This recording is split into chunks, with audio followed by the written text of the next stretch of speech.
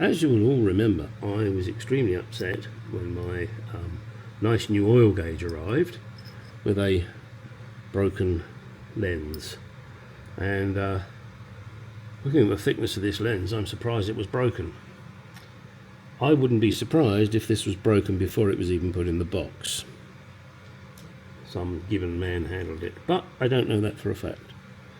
So, I've taken off the original ring and got my clean lens there. I'm going to first of all check that this ring is the same style as the one on my original gauges. I don't think it is, so I think I'm going to try and use the one from my original gauge. Also, I was very disappointed that it's got 3 tabs on it that you have to bend, which is fine, but on the original gauges there were little notches here so that you could turn. You just only needed to loosen these up a little bit and you could turn and the cover would come off. I've had to bend this quite severely, and yeah, I'll get it back into shape if need be, but as I said, I think I'm going to use the one from my original gauge because I believe it's a different style. Yes, there's a surprise, huh? Now this one at least does have a nice little rubber ring in here that I can hook out and put on the other one. So let me get the other one out of the car, and then I'll be able to put it in the car. At the moment I've got the pipe, and they're very curly plastic pipes, I must admit. I've got them sitting in the sun. I'm hoping that with it sitting in the sun it will straighten it out, because at the moment it's a big coil and that's going to be very difficult to fit into the car without it looking fucking awful. So let's get on and get the other gauge out and see how it all goes together. Okay, as previously mentioned, you see this has notches so that when you turn the front, it lines up and the ring comes off, which is what I would prefer. However, it doesn't matter. You can see here the styles are different. This is the original one and this is the one that comes with the gauge. That's not acceptable to me. They're both the same diameter, so I'm going to be using the old one on my new gauge. Unfortunately, I will have to try and figure out how to attach it because these little tabs are not very good. I think I'm going to be going for the good old goop. That is going to be the safest and simplest way to do it. Yeah. So it's goopy time. Alright, rather than cover it all in goop, I've just put 4 little dabs. Spread them out a little bit.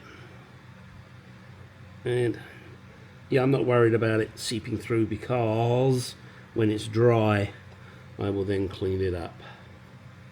It's a matter of putting it on. Clink clink, kernel clink. A little bit has eased out. I'll wait for that to dry. So now all I do, place it here on its own weight. In fact, I think I'll put a weight on there. That's it.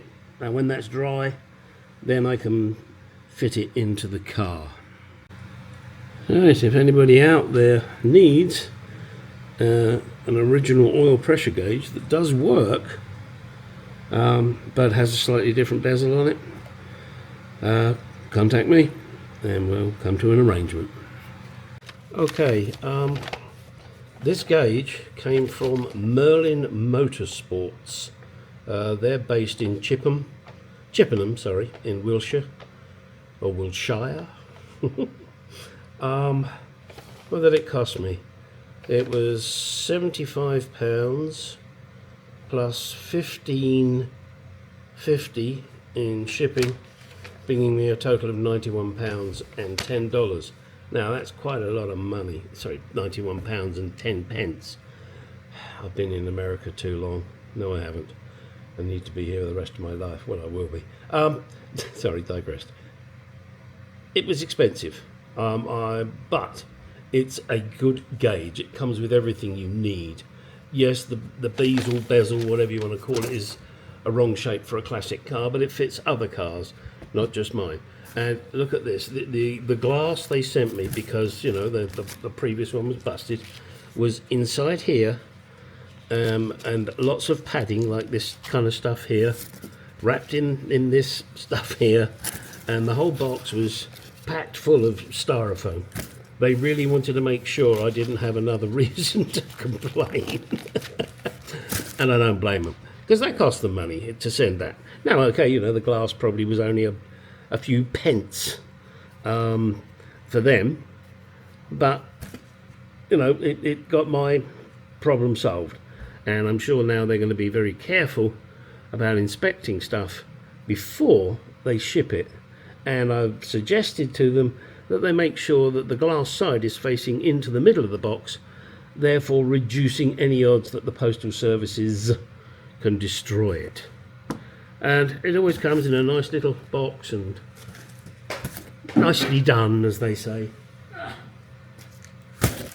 Right, so now it's a case of waiting for it to dry, fitting it, and then figuring out how the hell I'm going to straighten out the pipe. It's, you know, it's a plastic nylon pipe, and that didn't come with the gauge, by the way. I happen to have one.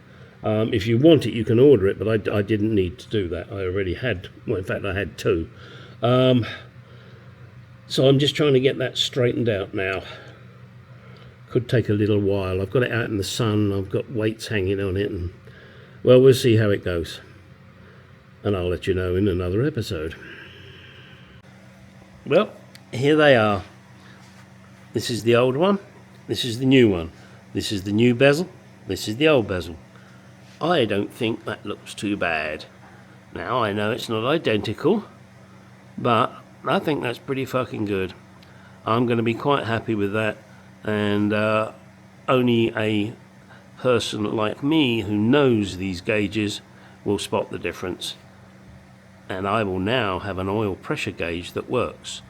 All I got to do is figure out the routing of the plastic pipe that goes from the sender. Actually, yes, no, it goes from the oil filter housing up to the gauge.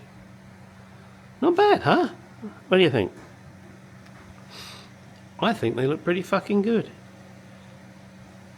Oop, sorry, I mean, hand shaking there. And so anybody that wants the original one, let me know. Here is the gauge mounted with the bracket, the bulbs in, and fitted rather nicely. These are the two wires here that are from the original gauge, which of course I no longer need.